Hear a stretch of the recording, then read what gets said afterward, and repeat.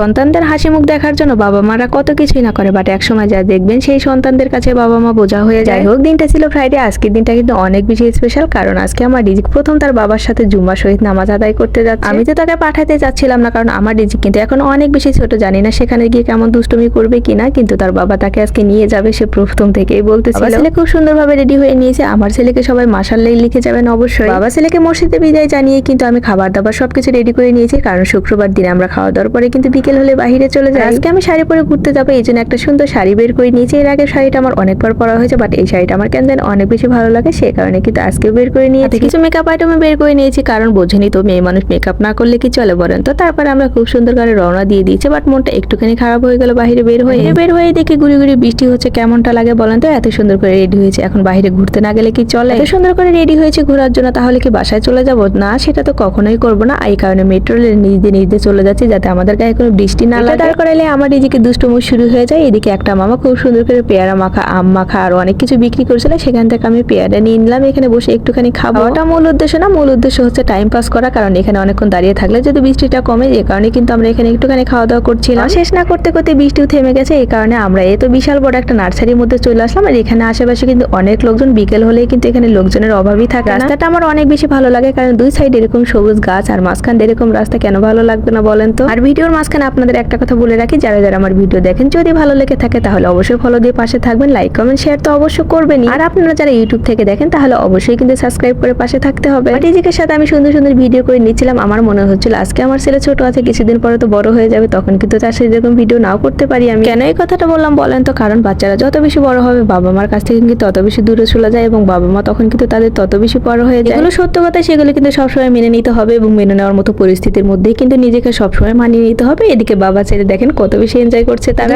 আমার ছেলে এরকম বাইরে গেলে খুশি হয় সেটা বললে কিন্তু ভুল হবে। আমার মনে হয় ঢাকা শহরের 90% বাচ্চা কাচ্চা কিন্তু এরকম, কোনো জায়গায় ঘুরতে গেলে তারা অনেক বেশি খুশি থাকে, যে কারণে সবসময় তাকে খোলামেলা পরিবেশে নিয়ে যাওয়ার জন্য ট্রাই করে। আর এরকম একটা বিশাল বড় নার্সারির মধ্যে আসছে, আর ফুল না নিলে কি হয় বলেন। রিজিক আর রিজিকের বাবা দুজনে মিলে দৌড় প্রতিযোগিতা দিয়েছে, দেখেন আমার ছেলে কত বেশি খুশি হয়েছে, সে কিন্তু সবার আগে এসে তার মায়ের হাতটা ধরে নিয়েছে। আমি কিন্তু ফুল নার্সারির আগে ঘুরে ঘুরে দেখেছি কোন ফুলগুলো নিব, কোনগুলো নিলে বেশি ভালো লাগবে। তারপরে মনে হলো যে না, ইনডোর প্লান্ট গুলো নেওয়া যাক। আমার ইনডোরে যতগুলো প্লান্ট ছিল সবগুলো প্রায় মরে গিয়েছে। এর মধ্যে গাছ গোছালি লাগালে ভালোই লাগে, তাই না? আমার কাছে তো খারাপ লাগে না, আপনাদের কাছে কেমন লাগে সেটা অবশ্যই আমাকে কমেন্ট করে জানাতে পারেন। দেখেন কত সুন্দর প্রকৃতি। আর অনেক দিনের ইচ্ছা ছিল আমার বাগানে সুন্দর একটা রঙ্গন ফুলের গাছ থাকবে, বাট এই পর্যন্ত কখনোই কেনা হয়নি। এতদিন আমি যেরকম রঙ্গন ফুলের গাছ চেয়েছি, আজ এখানে এসে সেরকম একটা গাছ দেখতে পেলাম, আমার তো মন অনেক বেশি খুশি। কারণ অনেকগুলো ফুলের গাছ কিনেছি এবং বাইকে খুব সুন্দর করে বেঁধে কিন্তু আমরা বাসায় নিয়ে এসেছি। দেখেন কতগুলো গাছ কিনে নিয়ে আসছি, গাছ টপ সহ নিয়ে আসছি, আর কিছু গাছ এখন টপের মধ্যে খুব সুন্দর করে লাগাতে হবে। আমার তো এইগুলো কাজ করতে অনেক বেশি ভালো লাগে, এখন খুব সুন্দরভাবে লাগিয়ে নিব। ভিডিওটা কেমন লাগলো অবশ্যই কমেন্ট করে জানাবেন। দেখা হবে নতুন ভিডিওতে। আল্লাহ হাফেজ।